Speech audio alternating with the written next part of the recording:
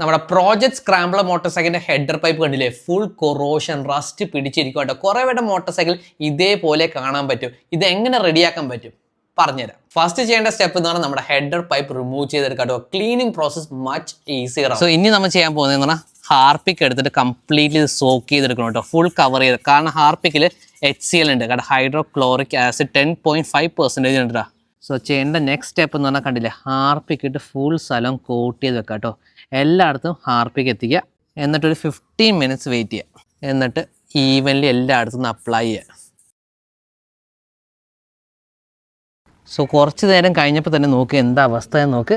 കണ്ടില്ലേ, നമ്മൾ ജസ്റ്റ് ഈ ടൂത്ത് ബ്രഷ് വെച്ചിട്ട് മാത്രം സ്ക്രേപ്പ് ചെയ്ത് കഴിഞ്ഞാൽ അപ്പോൾ ഇത് അവസ്ഥ നോക്കി എന്ത് കംപ്ലീറ്റ് ക്ലീൻ ആയി. ഫുൾ കൊറോഷനാണ് റിമൂവ് ചെയ്ത് പോകുന്നത് കേട്ടോ. ഇപ്പോൾ ഇതിൽ മൊത്തം കൊറോഷൻ ഉണ്ട്. ഇത് നമ്മൾ ജസ്റ്റ് ഒന്ന് ക്ലീൻ ചെയ്യാൻ വേണ്ടി ഒഴിച്ച് കഴിഞ്ഞാൽ ക്ലിയറായി വന്നു കണ്ട. എന്നിട്ട് ആ എക്സസീവ് ആയിട്ടുള്ള ഹാർപ്പിക്കൊക്കെ റിമൂവ് ചെയ്ത് ഇനി നമ്മൾ ചെയ്യാൻ പോകുന്നത് കണ്ട ഓട്ടോസോളിൻ്റെ മെറ്റൽ പോളിഷാണ് കേട്ടോ.